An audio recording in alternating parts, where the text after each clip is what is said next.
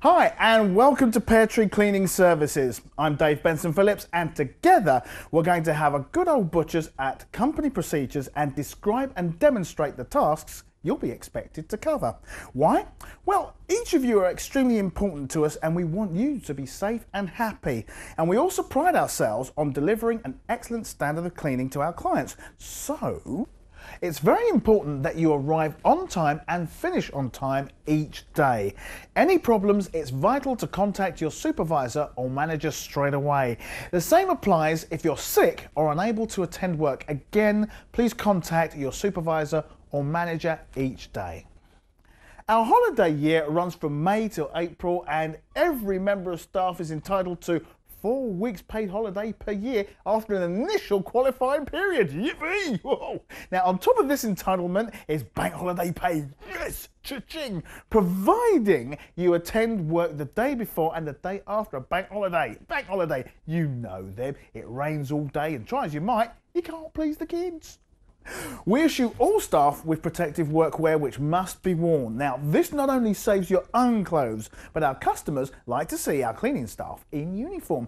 Your manager will also take a photograph of you and issue you with your own security badge. So get your hair done, alright?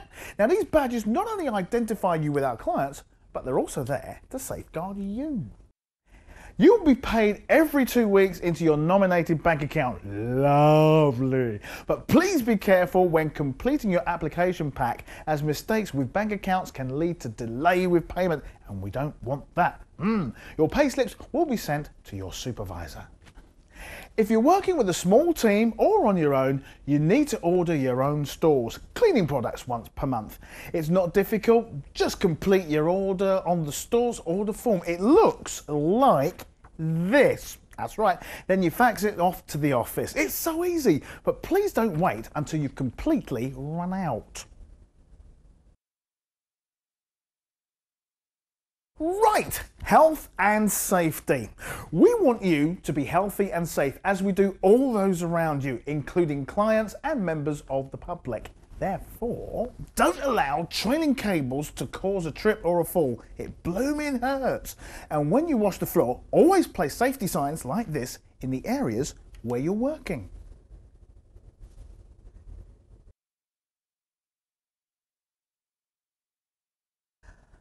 If you're unsure of a chemical you're using, always read the guidance instructions on the back. If there's an accident involving a chemical, you'll find the safety sheets at the back of your site folder. A bit like this one here. It'll give you advice on how to give first aid. Remember, all accidents must be reported to head office. Never mix chemicals together and don't use empty containers to store different chemicals. Please don't bring in your own chemicals or bleach, as these are uncontrolled and there will be no safety sheets for unknown chemicals. Always store chemicals and equipment neat and tidily in the designated store place and not in some quiet corner, however convenient. All containers must be kept upright. Make sure you know where the nearest first aid point is in case there's an accident. If you do have an accident at work, it's very important that you fill in an accident report form, just like this one here. These can be found in the back of your site manual. Once they've been filled in, send or fax them to head office without delay. Remember, it's most important that you report all accidents or near misses, however small it is.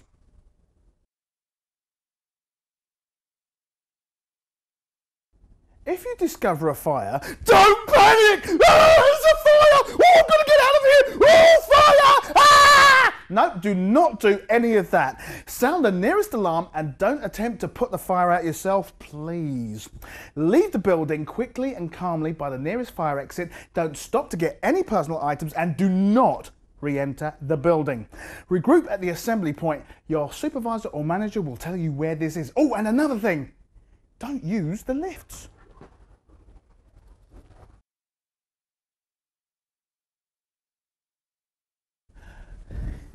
Take a look at this cable. Come on, down here. That's lovely. Now the cable should always be checked before you use them. You run the length of the cable through your hand and check for any damage before you plug it in. Oh, now take a look at this. See this? See that? Now, had I not run my hands over this cable, I wouldn't have seen that kind of damage. Can't use it at all, can I? So any damage found should be reported to your supervisor or your manager and the equipment labelled faulty. Now, the same applies to electrical equipment with out-of-date testing labels. And finally, always keep your machinery clean.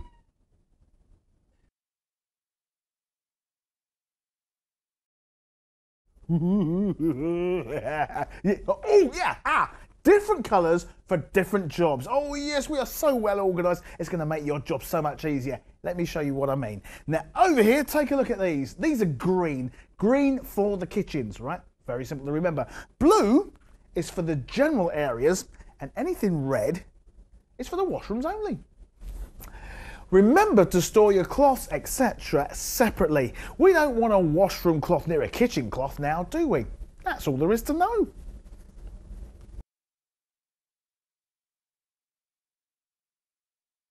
Remember to put those gloves on first. Always empty the bin into a sack and never put your hand into a bin to remove waste, just in case if there's needles or glass or stuff in there. Now, never drag your sacks along the floor in case the bag tears and liquid leaks out. Yuck! Oof! Before we talk about cleaning, you'll be given a section of work to be completed in a given time.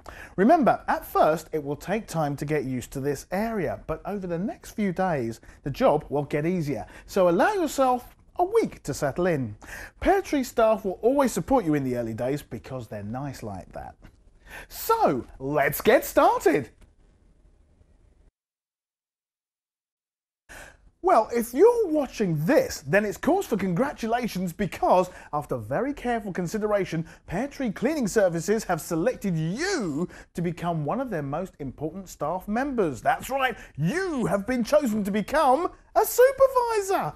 Now, they don't hand out these positions willy-nilly. It's an important position and they think you've got what it takes to do the job well. But of course, there are some responsibilities that go with it. So let's go through them and see what they are. Well, we want you to ensure that all your staff arrive on time and have signed in correctly. This is the form. Now check each staff member to ensure that they're all in uniform and are wearing ID badges. Staff should be dressed appropriately for the work they carry out. Now, it's also very important that every member of your staff is trained just the way that you were. So report any members of staff requiring training to your operations manager. Being a supervisor, it's your responsibility if any staff fail to arrive for work that you organise the remaining team members to cover the missing person's work. Don't worry, staff will be paid extra for covering. It's your job to ensure timesheets are completed correctly and that they are clear and legible. Make sure your name is at the top of the list of the employees. Timesheets, like this one here, must have the correct date and site name shown and be faxed to head office at the correct time. Now don't forget the staff who have left during the pay period must be shown as leaving on the timesheet with their date of leaving. If you're unsure of when it has to be faxed, then please contact your manager. Remember, timesheets received late can delay wage payments and we don't want that, do we? No! Ensure that the observation sheet is checked on a daily basis and that you have taken any corrective action that is required. You can find this in your site folder, and this is what it looks like. Also, it's the same for those accident report forms, which must be filled in for every accident, no matter how minor.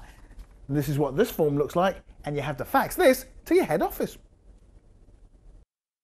It's important to make sure you know what to do in an emergency. Familiarise yourself with the escape routes and fire exits throughout the building. Remember, your team will look to you for guidance in these situations. And always inform your manager if an emergency has taken place. As a supervisor, you should monitor stores and stock levels and complete the store order form, which you should fax to head office once per month on the correct date. This is the form here. Now, don't forget to ensure that the cleaning cupboard is kept clean and tidy, as this reflects on how we work. The supervisor's job includes reporting all defective equipment to head office and immediately removing it out of service. Always check first to see if there's anything that can be easily sorted out, like a blocked pipe.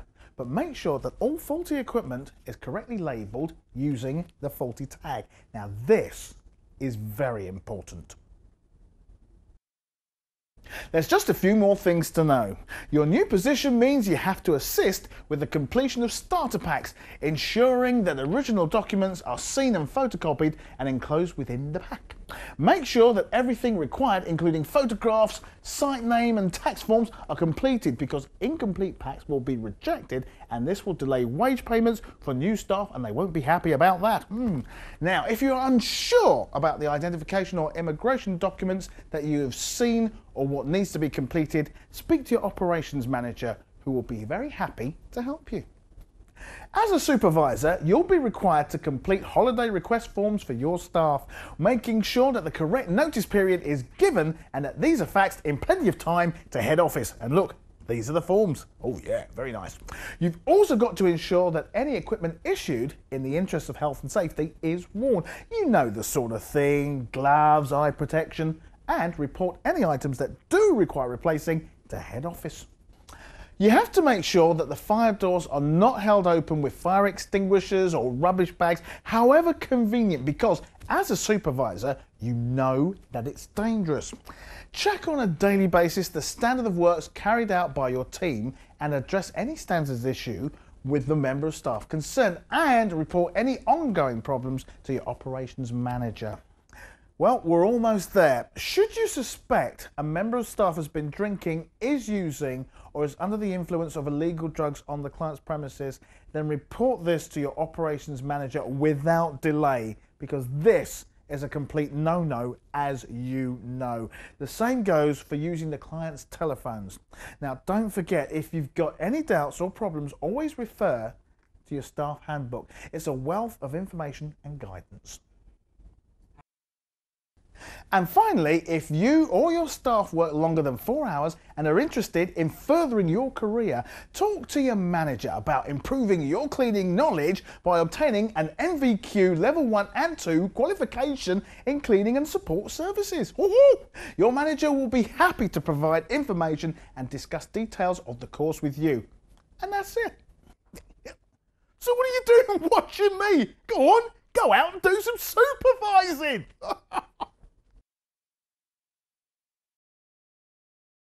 Emptying waste. As before, make sure you've got your lovely gloves on. Always tip the bin into a sack and don't put your hand inside. Take a refuse sack to the bins and not the bins to the refuse sack, as it takes ages. If you're using a bin liner, only change them if the liner is dirty. Again, changing all the liners will take ages. Only fill your refuse sack 3/4 full, as the sack is very heavy to lift and we don't want you doing yourself an injury now, do we? As we have to leave the building at the end of the shift, remove all your waste as you go. This will save time. But remember, don't obstruct corridors or fire exits. Oh no. Keep those gloves on. Whether dusting or damp wiping a desk, always start at the back and work your way to the front. Remember, there will be dust under the telephone and keyboard, so lift these when cleaning. When damp dusting a desk, always make sure the cloth is damp but not soaking wet. Fold the cloth into a pad, clean the desk using a side-to-side, yeah, that's very lovely, motion, instead of circular movements which, when dry, look horrible. If a desk is covered in paperwork, clean only the bits you can see. And again, lift the keyboard and telephone and clean underneath. They will love you for it. Don't move paperwork unless it's only the odd piece of paper, but always put it back or they'll be looking for it in the morning. Now finally, if you see one of these on the desk, make sure you give the area a thorough clean. It's called a Clean My Desk card, all right? And that way you can clean all those bits that you normally can't get to. Have a feather duster with you at all times, as these can be used to dust bottoms of chairs or tables, skirtings, windowsills and filing cabinets. Oh, and fire extinguishers too. By having it with you, you'll save time trooping back and forth to the other end of the office. Dust this way as you move to each desk each day. Dust is in the air all the time, so doing these bits once or twice a week won't work. Remember, a clean office is easier and quicker to clean than a dusty one. Before vacuuming, move the office chair out of your way. Get out those lovely caution signs and place them over the trailing cables. We don't want people tripping up. Ooh. Always vacuum under desks to get those awkward paper clips and elastic bands. Replace the chair, checking the back of it for a build-up of dust. And finally, empty your vacuum cleaner every week. This will improve its performance and will save you lugging a ton of weight behind you. If your vacuum loses power, it's probably blocked. You'd be amazed what these machines can pick up. Check both the floor tool and the hose as blockages are easily removed.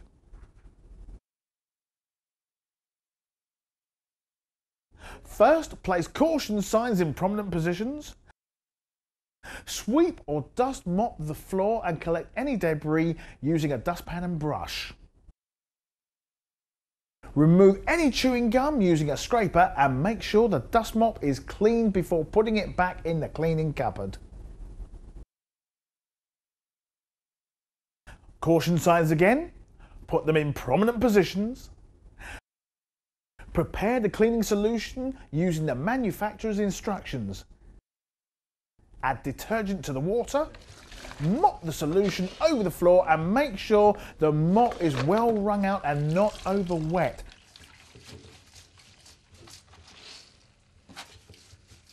Start mopping from the farthest point and work backwards using a figure 8 stroke with each pass overlapping. Yep, just like that. Beautiful! Change the cleaning solution when it's dirty and leave the floor as dry as possible. We don't want to go skating. Use an abrasive pad for difficult stubborn marks. Put everything neatly back in the store. Wash the mop out and let it dry. Store head up. Oh, and put your caution signs back in the store as well. Out come those lovely caution signs again. Put them in places where people can't miss them. Put on protective equipment.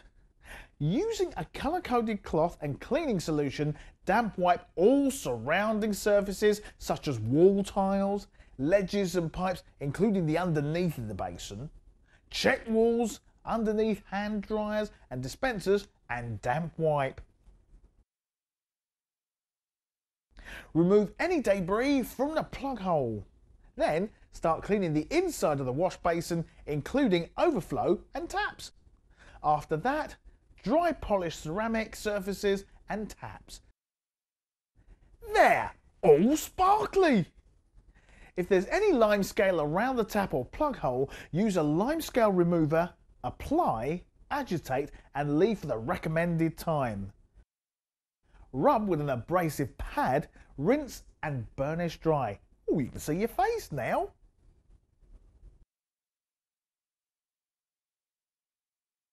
Put on protective equipment. Oh, you look great. Using a colour-coded cloth and cleaning solution, damp wipe the surrounding surfaces such as the wall tiles, shower head, hose and curtain rail. Starting from the highest point, wipe down the wall tiles. Again, take out any debris from the plug hole. Start cleaning inside the shower tray and surrounding areas. If there's any lime scale around the tap or plug hole, use a lime scale remover. Apply chemical and leave for the recommended time. A good old rub with an abrasive pad, rinse and burnish dry, and hey presto, perfect! Rinse the shower curtain, wipe and let it dry.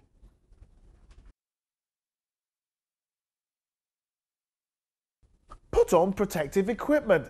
Oh, you look great, baby, yeah. Nobody wants a cloth that's cleaned the toilet, used for wiping draining boards or desks. Not in this game. Flush the toilet first. Then, using the correct toilet cleaner, squirt inside the bowl and under the rim, stains and the water line. Using the correct cleaning solution and colour-coded cloth, wipe both sides of the lid, seat and ceramic surfaces. Pay special attention to the underside of the seat and the hinge area. When you're finished, give it another flush. All done. Damp wipe adjacent wall surfaces, cubicle door and toilet brush set. Finally, close all toilet seats. Now, doesn't that look better? Remember, a dusty washroom is normally caused by a block ceiling vent, so check out the tops of the cubicles regularly with your feather duster. Put on your protective equipment. Using the correct cleaning solution and colour-coded cloth, wipe all ceramic and adjacent wall surfaces. Using the correct toilet cleaner, squirt inside the bowl, scrub with a toilet brush and allow to soak. With your toilet brush again, swish it around, concentrating around the water outlet. Now, here's a good trick. The best way to clean mirrored surfaces without leaving marks and smears is to use paper, either a hand towel or toilet paper. Wet some paper and wipe the entire surface, and then, using some dry paper, polish the mirror until dry. Lovely job!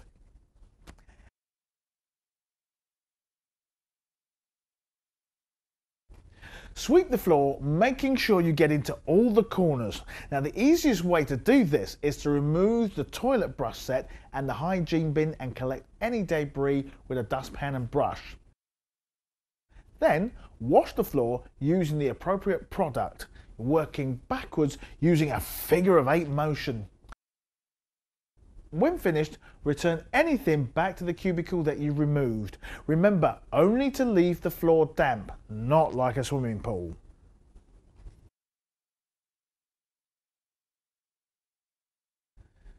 Get your caution signs out again. Put them in prominent places. Put on protective equipment.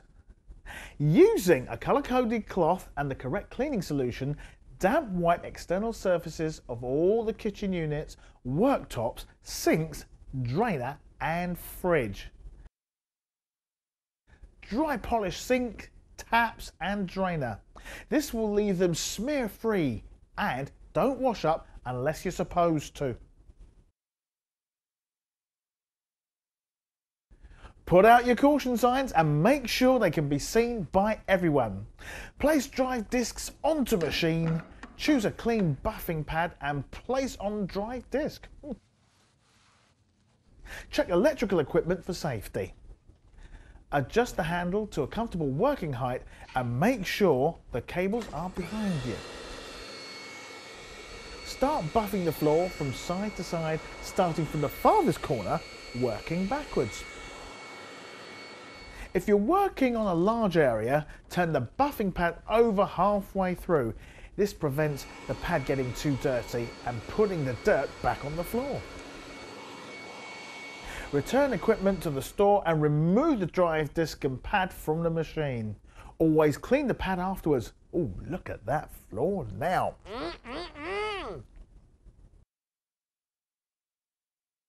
Using a stainless steel cleaner, apply it to a clean cloth or duster. Start polishing internal and external surfaces in an up and down motion. That's right, up and down. Ooh, great. Until the steel finish is brought back to a high gloss. Make sure these stay clean from dust and debris by using a vacuum cleaner and crevice tool to vacuum the door track.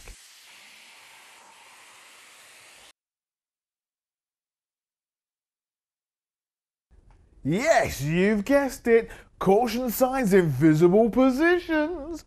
When you vacuum stairs and landings, always make sure the cable is not taut, as that could cause a trip or a fall. Where possible, keep the vacuum at the bottom of the staircase rather than above you. It's vital that the edges and the corners of the carpeting are vacuumed regularly because there's usually lots of dust in these areas. When dusting here, only apply furniture polish onto a duster or cloth, as an overspray or polish could make carpeted or vinyl surfaces slippery, and that could also cause a slip or a fall. Let's stay safe here. Remember, the same rules apply when damp mopping stairs and landings. Warning signs out and don't overwet the area. That's a brilliant job.